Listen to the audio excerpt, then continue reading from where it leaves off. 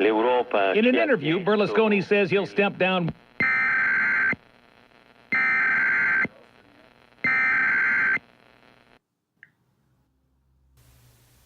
Don't worry, this is only a test of the emergency broadcast system. Welcome back to Heavy Storms.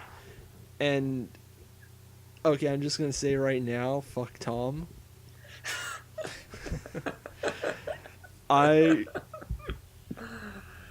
As we said last time, this is a show where we look at bad anime to judge them, see what we can learn from them, and decide what type of horrific storm they are. The metaphor is broken down already, I'm so sorry. And last time I was given a choice by our last two panelists, Megan and Tom, over either First Love Monster, the one of many hilarious pedophile anime, or A Town Where You Live, and I think I made the wrong choice in picking A Town Where You Live. Wait, really? Oh god, I think I would still rather watch this than First Love Monster, but A Town Where You Live. At least it's not First Love Monster. I've seen worse. Today I am joined by my friends Will and Joe from Infinite Rainy Day. Go ahead and say hi, guys. Hello. Hi there. Yes, you may have seen Joe do reviews on occasion. He used to be a seasonal reviewer when we were doing that before I lost my mind. Yes, and the seasonal reviewer of the worst things, like Super Lovers and Wolf Girl and Black Prince. So other melodramatic romance stuff that is a lot worse than this, but that's like saying, drinking piss is better than drinking the other stuff.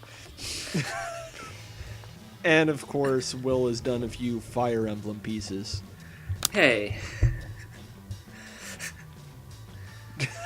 I have. But boy, we have a doozy for you today, viewers. So. Listeners. Yes. Listeners. This is an interesting choice because Tom has not seen A Town Where You Live. He has only heard rumors about it and people angrily tweeting about it, calling it The Town Where You Rage.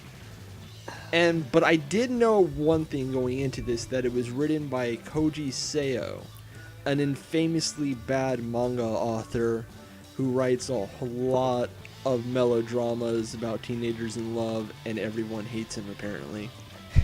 You guys have more experience with him than I do, so apparently Joe has read some of the other stuff by him. I read a little bit of Suzuka. It was alright. It was neither really good or really bad, so I just kind of dropped it. And I've watched Fuka, the most recent series adaptation of his, which Dark promised me insanity, and the anime adaptation took out all of the insanity. So what I got was a completely middling, harmless, melodramatic romance series. It's harmless except for that time the main character gets a bottle on the face. But, yeah. I should point out I took some notes here, and so let me tell you, just so you all know what we're dealing with here, this is the sort of shit that goes down in Fuka. It's actually a stealth sequel to Suzuka, and the main girl is the daughter of the main characters from that series, and she gets run over by a truck and replaced by another girl with the exact same name of Fuka, whose father was the person who accidentally ran down the first Fuka, completely destroying the happy ending the characters of Suzuka originally had by killing their daughter for no reason, and that Fuka also ends up loving the main character. Because in Seo's stories, everybody loves the main character, even though they're not really sure why. It's weird in Fuka because apparently that guy's sole dividing characteristic is he's on Twitter too much. I guess we'll get to that, but, like, I watched all 12 episodes of the show, and, like, I cannot tell you anything about the main character in this show other than that he's a creepy stalker, so... Andy wants to be a chef, or at least people tell him he should be a chef. Before we go into deep in this, I have a lot of notes on the people involved with this fucking It's disaster. Studio Gonzo 2013, which was the first warning sign. Yeah, Gonzo with no money. Oh god, there's no worse Gonzo. While you can definitely pin the majority of this on Seo's terrible writing, I should point out that this adaptation covers 141 chapters of the manga in 12 episodes. And 98 of them alone are just for the dying friend arc. This is what we're dealing with. The weird thing is the staff seems mostly talented. Like the director, Shigeyasu Yamauchi, I hope I'm pronouncing that right, has been as directing credits with Casher and Sins, one of my favorite anime ever, the Street Fighter Alpha OVA, which was way better than it had any right to be. A few Saint Seiya stuff, what was it called in America? Knights of the Zodiac? Oh, Saint Seiya? Yeah, that's it. He did the Sinnoh Saga anime, and he also did all the brawly Dragon Ball Z movies. And the art director, Kenji Matsumoto, has done work for Air, Blade and Soul, Casher and Sins, Dragon Ball Z, Fist of the North Star, Yu-Gi-Oh!, and I'm sure you already know that he did the artwork on Odin. The director was also a unit director on Odin, which doesn't mean much because there were 4 main directors and there were about a half a dozen unit directors. So that film got directed the hell out of it with no vision, and it shows. It's a 2.5-hour movie that feels like an infinite loop because the same movie happens every 40 minutes. And by the time it gets anywhere, it goes to the credits. And wait for the sequel for something to happen. Yeah, this is an interesting one because there's no one on the staff who's like a dead giveaway for what everything went wrong. I think it was just they had something very terrible to adapt and nobody... Actually, you know what? I'm going to say they made good choices, like starting the anime in Tokyo instead of Hiroshima and then explaining things back. But the problem is they needed 26 episodes to make any of this crap have like any emotional impact. They only had 12. And, well, here we are. It really is a series where a lot of things happen, but nothing really, quote-unquote, happens where you feel it. Because just here's this thing, and here's this thing, and this thing happens. And then the worst part about it is the series jumps around that you don't know where the heck you are, and you're not emotionally tethered to any part. So it just gets launched into orbit, and the gravity goes to whatever plot point is closest to it at the time, and that's no way to run a series. This is a 12-episode anime with a time skip. I think that tells you everything you need to know. Oh god, remember episode 7? Oh god, that's both the best and worst part of the show, and that... Oh boy, it looks like they're finally setting up for things to happen on this show. The sick guy is gonna get better, and then he's gonna have like a love rivalry, and then hey, wait, what's going on? But so we're just having this... we need to do more work than the anime makers to keep us grounded and where we are, and probably better start telling what the thing's about. Okay, fair point. The series follows known douchebag Haruto Kirishima, and I mean douchebag. He is legitimately one of the worst people I've ever seen, and even the show seems to agree with me sometimes. Yeah, and when it's not telling everybody what a wonderful person he is, and every woman loves him. See, this is why I like the evil sister character, because she's the only one who's like, yeah, this guy's a fuckbag. But she also loves him, so whatever. Yeah. He also looks like a side character in a JRPG. Oh my god, he does. Alan in Xenosaga. That he has that look. Actually, you could say that about a lot of the characters this particular writer makes. Like, everyone else sort of falls into, like, bland Shoujoville, but he doesn't, like, he looks like an NPC. Shame his personality isn't generic and instead is terrible. But we'll get to that. Anyways, he's moved to Tokyo. He almost gets attacked. He almost gets killed by a girl with a bat wearing a helmet when he goes to visit his sister. The least stupid thing in the entire show. Yeah. So he moves to Tokyo to live with his sister and go to high school there.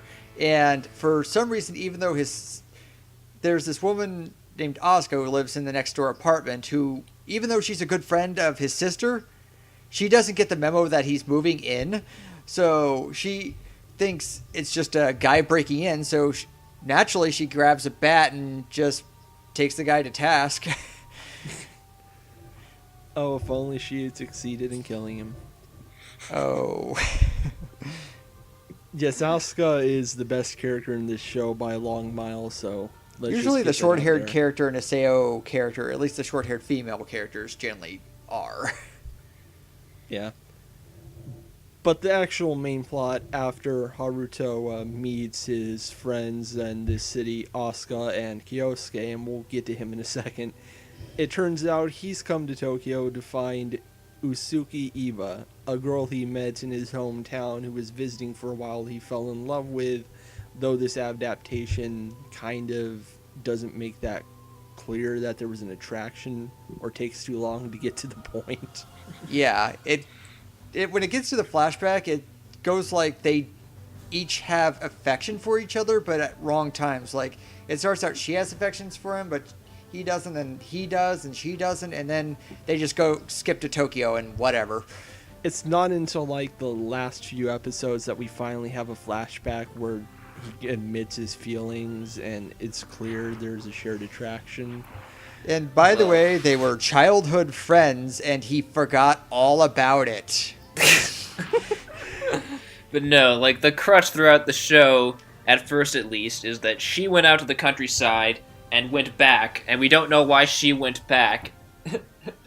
But apparently he went out to the city to get her, even though she doesn't want to see him. So yes, he's a stalker. But the first episode of the show, we're following a stalker. And it's so romantic. And it gets worse. Like, the end of the first episode, it's like she lies about being home, and he's still trying to find her.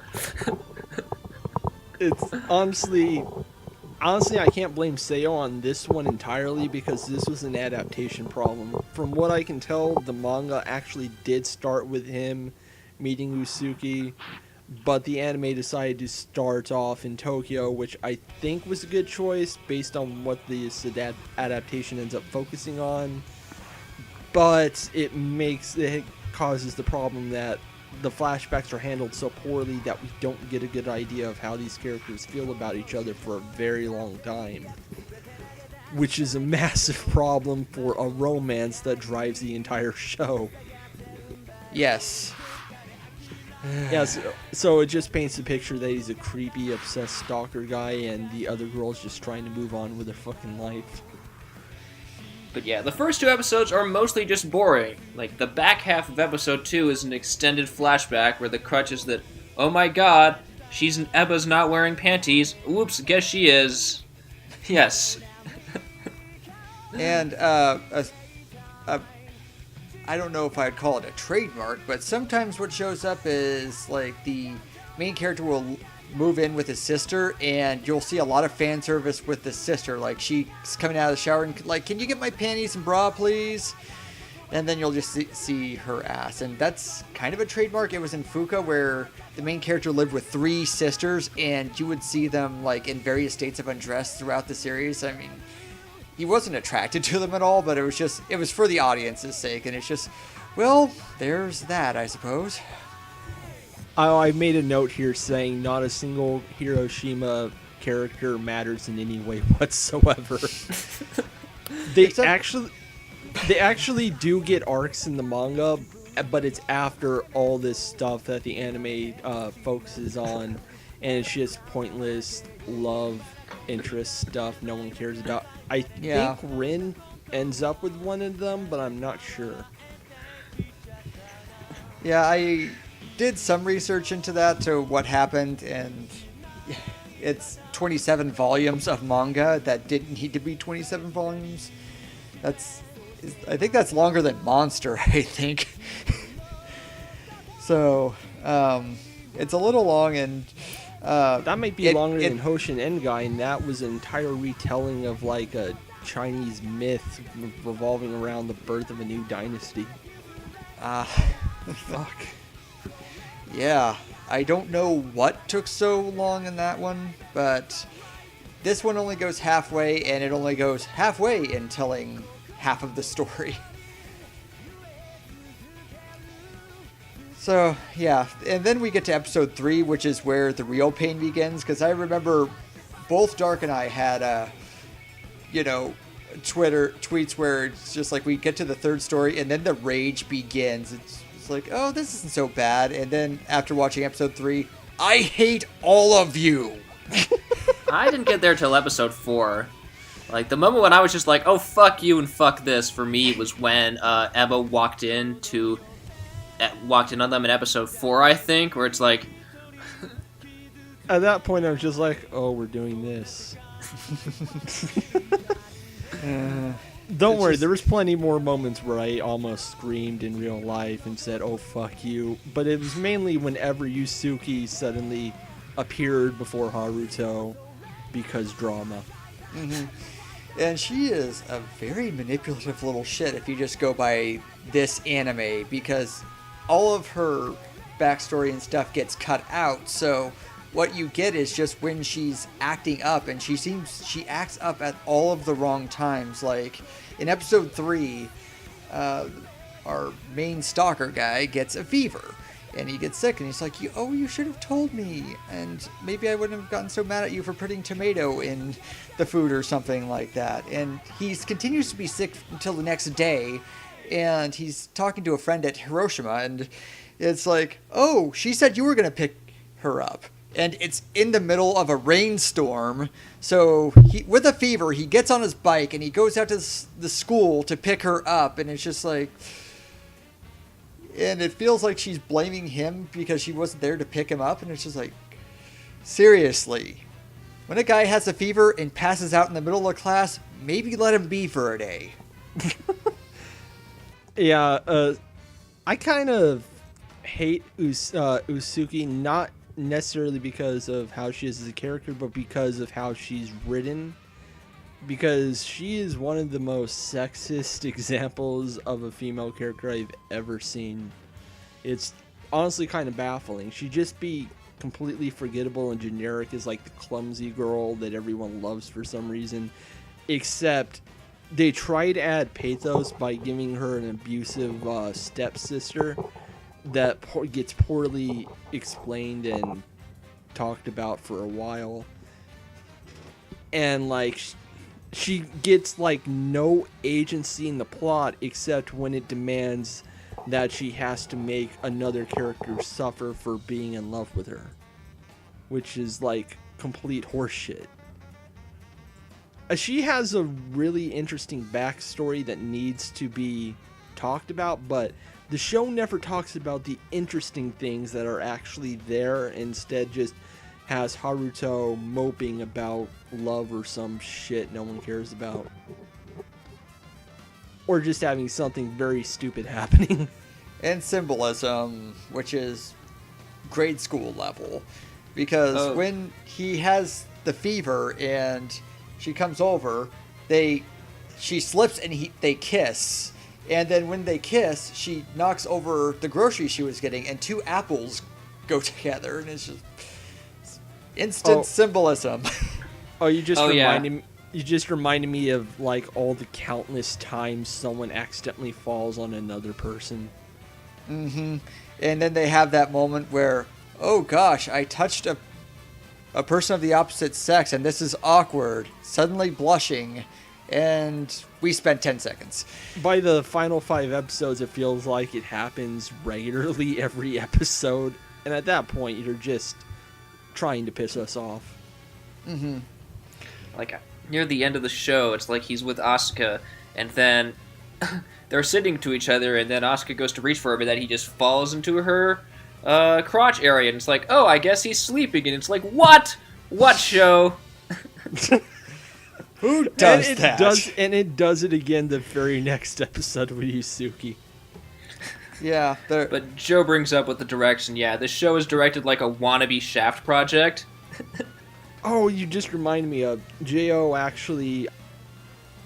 No, I think he talked about this show briefly, like way back when it was first airing. Yes, I remember that. It was like his summer derby thing. He specifically mentioned that he wasn't going to be covering it because it was a Gonzo production in 2013. And also, apparently, he thought it had like a director connected to Shaft who was just phoning it in.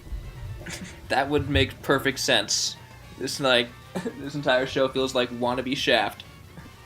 I'm not sure if Yamauchi has worked with Shaft though, because his biggest credits are related to Tatsunoko and like Parrots, not anything Shaft has done. Oh, speaking of which, Tatsunoko did do an OAV adaptation of part of this, but it was just the time when they were kids, and Yuzuki meets, Haruto at this festival when they were kids, and it's the big important memory of her life that he forgets, and they just covered that. So I don't know if that brought the director to this work or not. There was also another OVA done by Gonzo after the show finished, but I don't know what's on it nor care. Okay, fair enough. Probably a beach episode. We didn't get a beach episode, and that was the only anime bingo we didn't black out. So, and now that I think about it, the opening credits kept teasing a beach episode. Yes, we got hot springs falling into breasts. I'm not sure about dead moms, but there aren't any moms, so there's a dead guy. And then there's that umbrella symbolism.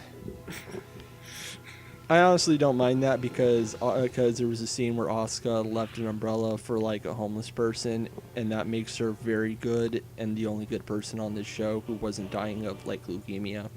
Mm-hmm. Yeah, we'll get to that, but do they ever state what he's dying from? Or He's dying from anime disease. I know. They did. I'm pretty sure it's just anime disease. It's leukemia. They did specify it, but the very episode he died. Oh, okay. When the girl comes in and I actually wrote down her name here. Hang on.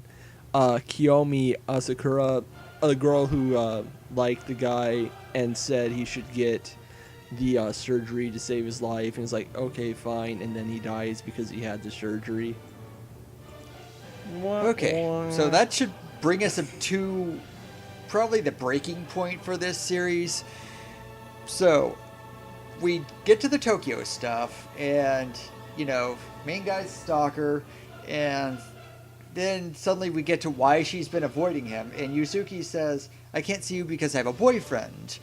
And then we have a flashback to her, maybe not then because the time bounces around, but eventually we get a flashback to when she transfers to high school, and this guy, Yosuke, he really wants to go out with her, really wants to go out with her. She turns him down every time, and then she kind of finds out he's dying.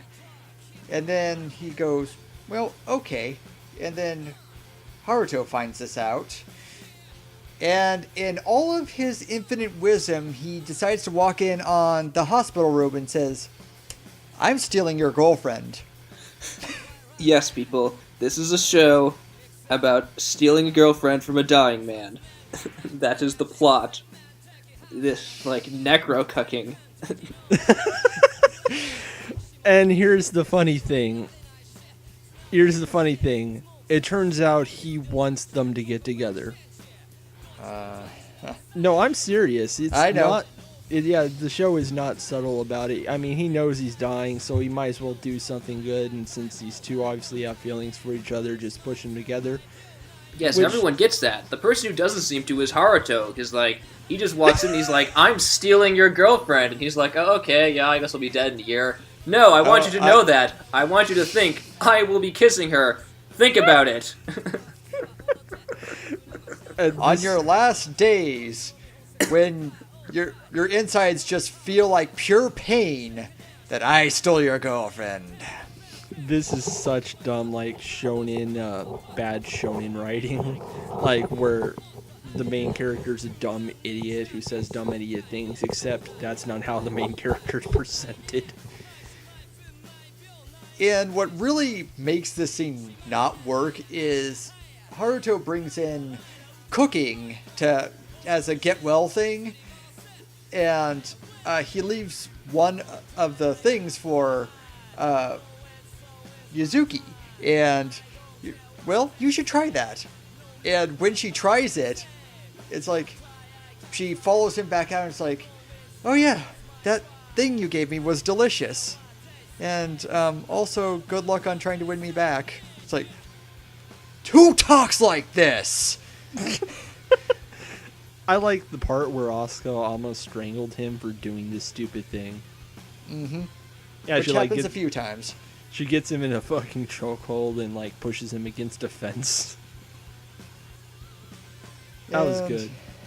And before she gets dumb, but because after this, they have the person who loves Yosuke, and he's saying he should get the surgery. And said, sure, I'll go get the surgery. And then we time skip to like, we're going to go visit Yosuke, and let's go see him, and everybody's getting dressed up nice. What you don't know is they're going to his funeral. It's like the most tone-deaf, amazing thing in this entire show. Like, it feels like something out of a comedy with like, what's that? It's like the guy from The Simpsons who's like angry about Homer and like he electrocutes himself. Frank Grimes. Yeah, Frank Grimes. It feels like that. Like that is the tonal shift of this guy's death. That Simpsons character everyone remembers for killing himself. Oh god! I just am thinking the Price is Right, you just lost the game sound when you realize it's his grave.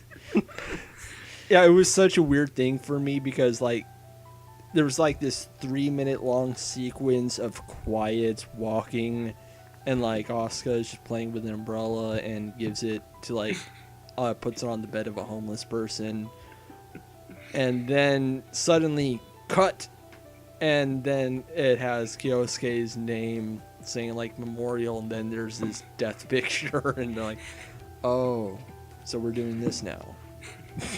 Yep.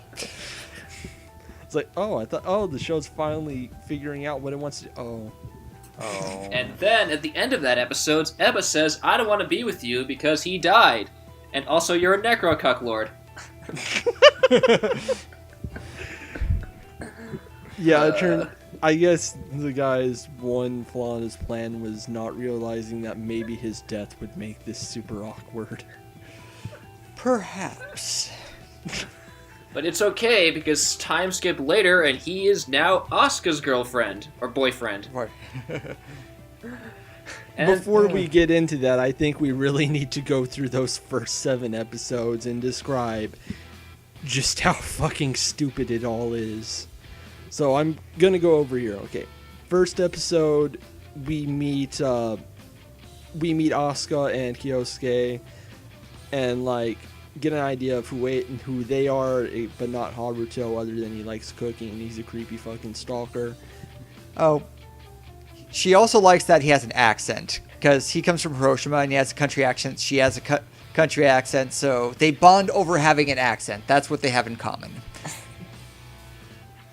Yeah, pretty much. And then we have 2 episodes of flashbacks that are like the most boring thing imaginable, where nothing happens. Oh my god, I might not be wearing panties. Oh, I remember episode 2 ended in the most confusing fucking way. Like, the editing in that episode is so bad. Like, there's one point where it just cuts to a still illustration of people riding a bike instead of animating it while the audio is still playing. And Gonzo 2013. No, it's not a. Here's the thing: it wasn't a cost-cutting measure. It was an artistic decision, and it's baffling. Yeah, I thought it was a cost-saving measure too, because it looks like the colors they used were the sketches that they scan in before they animate them, and they just, drew on the sketch that they scanned it in and turned it in, and they just made it scroll up while they were talking. But no, it was an actual stylistic decision, and it's not a very good one. I actually wasn't that surprised when I discovered this is from the director of Casher and Sins, because that show has similar editing at points where it will focus on like a single image or background for the sake of building a mood. And that's what they're trying to do with this show, because they keep doing this trick over and over to different degrees of success, like try to capture like some beautiful moment in time. But the problem is that episodes 2 and 3 don't have any emotional impact at all. They are so boring. You just get left wondering why there's no animation at this parts. And there was also the ending of episode 2 where there's like some gag going on that we don't get to see, where like she fell asleep in the hot tub while someone was using a fan. It's like, and then it's like, oh, I guess that happened. Cut to credits. Mm-hmm. What was the joke? It's just so baffling. I didn't understand what was happening. Why was any of this important?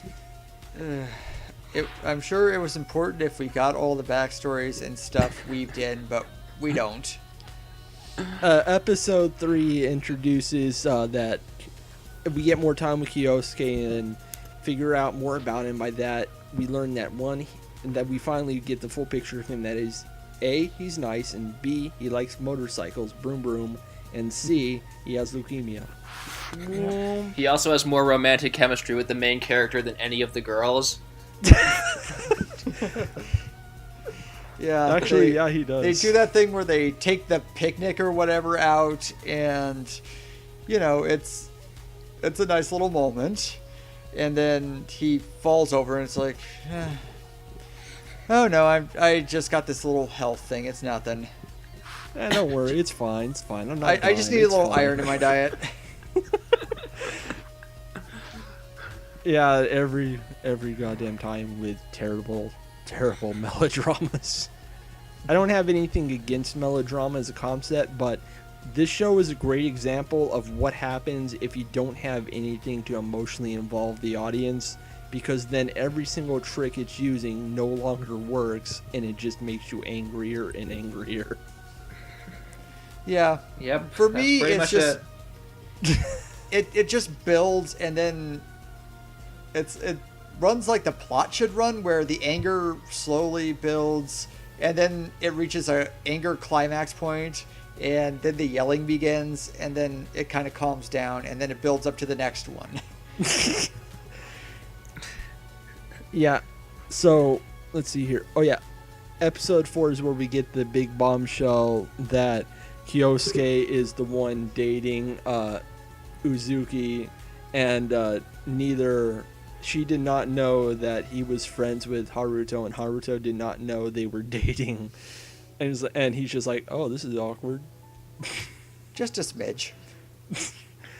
But anyways, since Haruto already said he wants to give it his all to get his old girl back, even though it turns out to be his girlfriend, he's still really supportive about it, which is just weird. But unfortunately, at this point, we have to deal with Haruto being a spineless emo puss for like 3 episodes, until eventually it seems like the show is finally gonna do something, and then Kyosuke dies. Dies. It's weird because the funeral scene actually has a lot of effective emotional scenes. It's the one point in the show that feels least bit realistic, like how Asuka deals with this loss by trying to smile because she knows that's how he would want her to be. And like things like that, like people aren't acting logical, but it makes sense in this case. But it doesn't have any impact because we barely know any of these people. The ones we do know, we actively dislike. And the last thing we saw of this character in the same episode was was basically like some sort of joke setup by complete accidents. So it's just the most awkward fucking scene I've ever seen. It's like, okay, I can see this should work, but nothing is working. And I'm like wondering why nothing's working in my head the entire time and figure it out all far too quickly. It's just like, the entire show's like this. It's a disjointed mess that feels like it's missing 80% of its content. Though and what they have isn't told well. And everyone is terrible. Oh yeah, they're like the second most likable character in the show for me who wasn't dying of leukemia was the emotionally abusive little sister.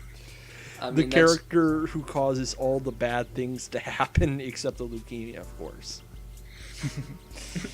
Yes, which we get to in the second half of the series, where they do the time skip and Asuka is dating our lovely stalker guy because reasons. Except apparently she's the stalker now because she is like a complete control freak in their relationship. Mm-hmm. To be fair, she's justified because, you know, he's a cheating the moment she lets her bitch. reins up is when all the shit happens. Is because once we get to this time skip, she wants to send her boyfriend on a group date, and he's like, why would you want to do that? And it's like, I don't know, it just sounds like they need someone, so just go do it. So Haruto goes on a group date, and because this is a contrived anime melodrama, who do you think is at the group date? If you guess Yuzuki, you are correct. The show. I actually yelled at my computer the moment that happened. It's like, oh, god damn it. You know, I don't think Asuka was that crazy for sending him to the group date, though, because it's like the only person who could make that awkward is her. It's like, what's the chance that she'll be there? He doesn't care about any other girl, so it's not like this could be harmful at all. Not harmful? Oh. I kind of understand why she started doing things like that, because it's like implied that she sees the best in Haruto for some insane reason. The audience never gets to see this because so much is cut out of this show, but... Yeah.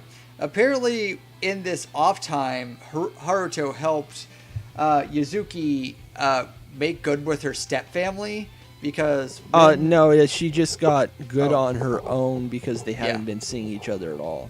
Okay. And by that, we mean Rin just let up for some reason, and we aren't really sure what it is, but then she goes into full let's ruin everyone's lives mode because Haruto didn't want to deal with her.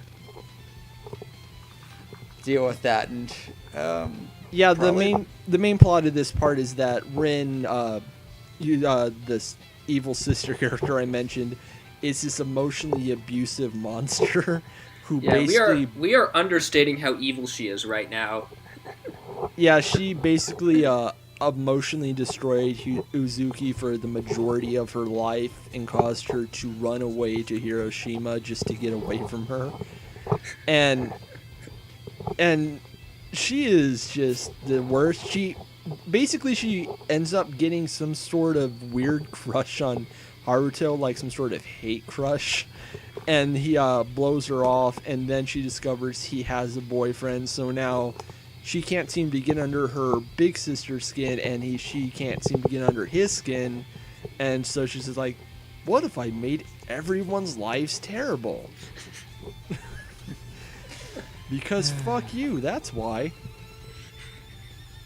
She's the one character in this that reminds you, yep, this was written by a dude. And yet she's the second most likable character who doesn't have leukemia. Because she's trash who senses trash. She is a monster, but at least she fucking owns it. Again, we are understating how monstrous she is. Like, the second episode, after this part of the plot starts, she specifically sets it up so that Haruto is stuck on a date with Ida, and then she taunts him at his part-time job every night. Yeah, like when he's at the lowest in the last episode, she sexually teases him. It's like, you have a third option, and still keeps calling him a piece of shit the entire time with completely accurate observations. And the entire time was like, yes, I agree with you. Yes, I like you now. One of the questions I have is it meant to be implied that she's from America? Because one of the closing credits has her wearing a swimsuit with the American flag on it. Or is it just what things because Americans randomly wear British stuff all the time? Is it one of those things? Maybe, because it is stated she's a stepsister. I know there's one character in Hiroshima who's like half Russian, but I don't know about her nationality. Okay.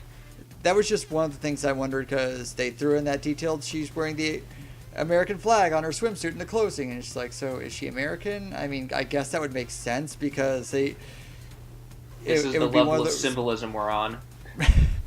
Because they're implying Americans are more aggressive and, conniving to get what they want or something like that. Which she has red hair, which that's not really weird anime color, so. Yeah, from what I've noticed from like American stereotypes in anime, it's usually like a dumb, busty blonde character. Oh yeah, like Iori Aoshi, Tina was the American, she was blonde, and then in the middle of the episode, she goes back to America, and then you hear, Tina, come inside for juice and snack. Now that I think about it, Masumoto from Bleach is kind of like this, except she's sort of except instead of the stupidity, she just has more sexual openness. God, it's like every other scene with her in that series where she's not in a serious fight is her like sexually harassing someone. Yeah. But anyways, I just think she's just like a regular Japanese girl here, and she's just an evil monster. But yeah, the entire focus of the last 5 episodes, after time skip where everyone's in college, so the dumb teenager excuse no longer applies, I want to make that very clear, is that she got pissed off that Haruto didn't buy into her game. She doesn't have anyone to bully anymore. She sees him with Asuka, and she fully understands he doesn't truly love Asuka because he's still in love with her sister, and so she's just like, well, let's have some fun. And she sets up situations to get the two closer together, to constantly tease him on his very obvious feelings, and to push Asuka over the edge. Gosh. She sees happiness, and she's just like, nope, we can't have that. I'm not happy. No one's going to be happy. Yeah. You're not screwing me. You're not screwing anybody else. I know I shouldn't like her, but the fact that she's absolutely right about all her observations of the main character, who I hate infinitely more, I just like, yeah, I like you. Can we talk about what a sack of shit Haruto is? We've touched on it a few times, but we can continue. I mean, yeah. I mean, necro-cucking sort of sums him up, so. Well, I mean, he's also a cheating asshole who's unable to openly discuss his feelings with the person he supposedly loves, and just keeps creating worse situations for everyone involved that makes everyone miserable, including himself, because he can't grow a pair of testicles and just have a fucking talk like an adult, and instead keeps lying to himself about his own feelings, and then just makes everyone miserable. He's uglier than background characters, yet all the girls want to bang him. Oh yes, that's a big thing, because how the Yuzuki and Haruto meet is he kind of wants to get together with this other girl in Hiroshima who, secretly likes him, but, she's more shy about it. So Yuzuki wants to, I'll help him out with this, and then she falls in love with him. And then there's a blonde character in Hiroshima who kind of likes him, it seems like, but it's not made apparent, but, that. And then we skip to high school, and instantly the next door neighbor who was, attacking him with a baseball bat begins to like him. And then he goes on a date with this throwaway character to find Yuzuki for the sole purpose of finding Yuzuki. And even though he does everything wrong, and in the dialogue she states he does everything wrong, like he looks into his phone, he makes the girl wait, he doesn't take the lead. Even she, kind of likes him at the end of it. And it ends when he goes into the haunted house, trips over a cord, and falls on this throwaway character and lifts up her skirt so you can see her bra and panties. And at the end of that, she's like, no. Even though the dialogue says, oh, so that's the kind of person you are. And at the end of that, they're still okay. I don't know what to do with you. I remember almost screaming at the screen at that episode again because he left right when it was revealed that Yuzuki was right there under the ghost sheet. Mm-hmm. I was like, Yep. That keeps happening over and over and over. It's like this. It's like this writer cannot, for the life of him, write something without an obnoxious, melodramatic cliche. You cannot go 5 minutes without doing it. Nope. And then we get to the last third of the series, which is mainly, he is going to leave Asuka for Yuzuki. And it's very obvious what's going to happen, but they just keep stalling and stalling and stalling. Sorry, he doesn't go with Asuka on her vacation, which is normally the sign that, it's over, relationship ending. And then he goes back to the town where he lives, in Hiroshima. And guess what? Eba and Rin's there too, and Rin set everything up. And then we finally see why Rin left the town in the first place, and it's because she didn't want to live there, because she was falling in love with him, and oh my god, kill me now. You mean Suki, not Rin. Oh, sorry. It's understandable because they're both in love with him, except, one's in hate love with him. No, I'm terrible with names, so... And the girl he had a crush with is still there, but she's a background character. I mean, you still kind of get looks, but... That, I will defend. It makes sense because the last thing we saw of her was her pushing him and Yuzuki together because she realized there was an attraction there and didn't want to get in the way. Which was one of the few mature things anyone in this show ever does. Mm-hmm. But yeah, now they're just friends now and it's all okay. And that is about the only time in this show where someone doesn't do something fucking stupid because they want to bang. And then we get to the eventual, solution of this situation where Haruto and Yuzuki go to this festival, and then Asuka calls and says, "Oh, what are you doing?" "Oh, I'm just at the house doing nothing." And then they get back from the festival, and this huge symbolic thing where they go to the river, and he never gave her this necklace, which was obviously a symbol of their love, or his love for her. And she wants to throw it away, but she stops him, and then they jump into the river together to save it. And eventually it comes they love each other. And then he gets a call from Asuka. It's "So, what are you doing?" "Oh, nothing, just hanging out at the house." And then she goes to the house. Asuka's there. Liar. Every time. Yep. And the entire last episode is him being sad that he's trying to figure out a situation where he can't hurt anyone for his own fragile ego's sake, which is mainly Rin's words, and they're right. But of course, you know, when you break up with someone, someone's gonna get hurt. So you might as well just do it like a man, which he did not have the balls to do. Even when he finally fucking does it, he does it in the most dickish way possible and asks her to break up with him. She slaps him, and she's in the right to do that. I wish he hit him with a bat. I wish he didn't have that moment at the end where she's like, "I can't hate you, I love you," and I just wanted to strangle something. And, you know, if this doesn't work out, I'll be waiting for you. It's like, you have seen enough of this guy. From the first moment you knew he was kind of trouble. Maybe, you know, you overstepped your boundaries a little bit, but you had a good sense that he was, and you just kept hanging with it. And you're still hanging with it after he pulls this shit. And it's just, oh. And then the movie ends with a drawing of tits. So after that, they reward the viewers by giving a naked picture of Yuzuki before the completion of the show.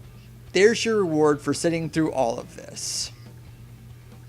The show is draining. This show is so anger-inducing and draining. It sucks. It really sucks. It's not even entertaining as a hate watch. It's just stupid. Yeah, like we told you, like if you're gonna like watch it for this so bad stuff, like only episode 4 and 7 are really worth it for that. Other than that, it's just every boring bad anime melodrama cliche ever. I would honestly suggest Shuffle over this, and that is my most hated anime ever, because at least Shuffle is entertaining in how bad it is at times. Like the anger you get from that is a special type of anger that cannot be described. This is just carefully constructed to piss you off so regularly that it kind of numbs you. And by the end, you're just glad it's over instead of just wanting to murder everything again. There are just spikes of anger. Like there are episodes where it's just rage-inducing, and then the rest is just a flat line. Maybe occasionally they'll be like, oh, are they really that stupid? Are they really buying into Haruto's shit that much? Yes, they are. Oh, yeah, I wanted to ask, since you've read some of this guy's other work, did you notice, have you ever seen a female character in his work that has agency beyond wanting to fuck Guy or anything like that? Maybe Suzuka got there eventually. I didn't get there that far because it was so... Suzuka is one of those things where... I'm going to mention Iori Aoshi again, but it's obvious who the couple is going to be at the end, but there keeps getting contrived stuff in the way. Like, the main character of Suzuka has a best friend who gives him romantic advice, and this best friend is just a perv. And he wants to have multiple wives, and he is the last person you should ever get advice from. So things like that get in the way. Fuka, I didn't read it. I watched it. It was... I will say he has two characters in the love triangle, the females. There's the short-haired one who plays sports or, is a free spirit, and then there's the long-haired, more traditional friend of the kid from when they were kids. So, he just does that with every single story he writes, doesn't he? Something like that. So the long-haired one does have some initiative. I mean, granted, it is that she does want to bang him, but she becomes a pop idol, and she wants him, but she realized he's kind of slipping away because he's starting this garage band with this Fuka chick, and they're starting to be a thing. So she decides to announce publicly that her songs were written about this one guy and how she wants to be with him, and she says on air who it is, and then they figure out who he is, and angry fanboys just descend upon his high school talent show contest where there is no security, and he gets a bottle thrown at his face. Somehow he deflects it, and it just breaks off on his hand. But where is the school security here? And sorry, I am getting off on another tangent, but that is it's still to bang the guy, but they do get some initiative. But Fuka, as the anime is, and this is going to be the most backhanded comment in the world, but this was only the best thing I could say is it convinced me Dio Medea could do a. So that happened. Well, fish noses. Yeah, sorry about that, everyone. Joe had technical difficulties with his computer almost lighting on fire. Bad motherboards, they'll get you. So anyways, what were you saying? We were just talking about Fuka, how Dio Medea made one mediocre series and it proved it could do it, and that's the best thing I could say for Fuka. Anyways, I think we were just wrapping up. Since you guys are new here, I'm not sure you know. The way this works is we rate each show we spotlight on here from 1 to 5 as a storm category, basically. Like 1 being the least damaging and 5 being an absolute disaster. From 1 to 5, Joe, how would you rate A Town Where You Live?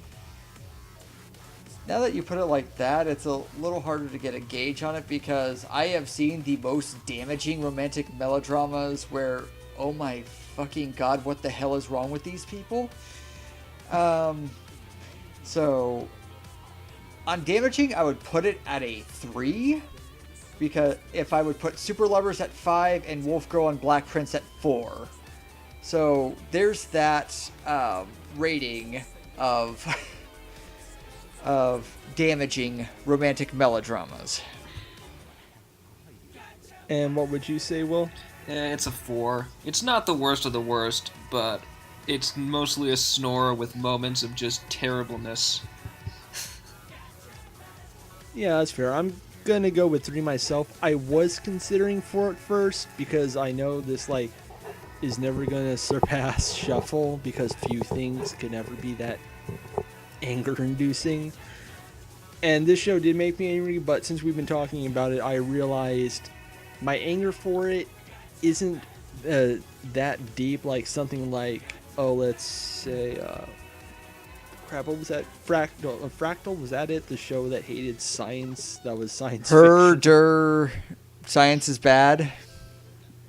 Yeah, the one where they kept going on and on about how the internet is bad, and there was like a weird thing at the end where it turns out the main girl character was a victim of sexual child abuse, and the main character's reaction to this is she's not a virgin and has a PTSD moment, and I was like, so in other words, yes, Fractale.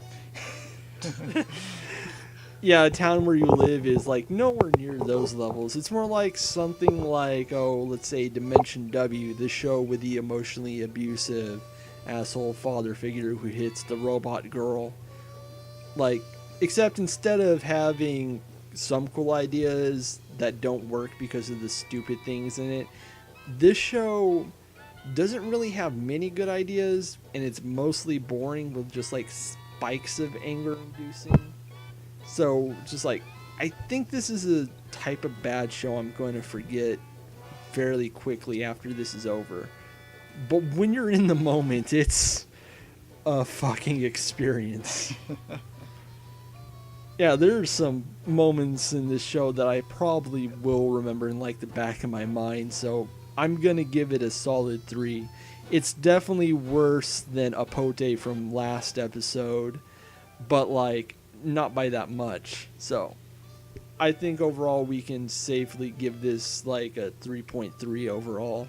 Yeah, That sounds about right. Yeah, it's in the upper echelons of bad, but not that high up. And since I've made you all suffer through this, you all get to decide what I get to suffer through next time with another panel. I asked you each to pick different bad anime you know on Crunchyroll, and we will be watching one core or the whole series if it is just one core. But first, I need to know what my choices are before I can pick one. Joe, what did you pick out?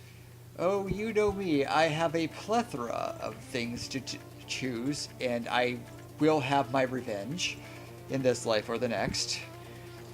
For this time, I picked Lance in Masks. Oh, I've heard of that. It's supposedly ridiculous. Isn't that the one about the guy who's a modern-day white knight? Maybe You're something gonna have like to be more that, but specific. I am not going to tell you too much. You have to experience it fresh. And what did you pick, Will? All Know is Zero Season 2. Fuck you. God damn it. Wait, That is wasn't my first Crunchyroll? pick, but my first pick wasn't on Crunchyroll. Oh my god, it's on Crunchyroll now? Fuck. So, a decision. I hated... One that immediately qualifies a visceral reaction, or somebody who knows is trying to hurt you in revenge. This is hard because I sat through the first season of Aldona Zero and it made me mad. And I know things about season 2. And I'm not sure if I would laugh at it or be angry. But the other one is just so... I'm aware of that one too, and I don't know if I'm ready for that. I'm just trying to decide what's the most interesting type of bad for next time, so... I mean, I knew I knew Lance and Master was going to be shit. I didn't know it was going to be this kind of shit. That's tempting, but then again, I had the same thought with this show. So, I'll think it over, and I will meet with a new panel next time. Thank you for joining me, guys. And now back to your regularly scheduled programming. Mike Rowe went to a real Ford dealership service department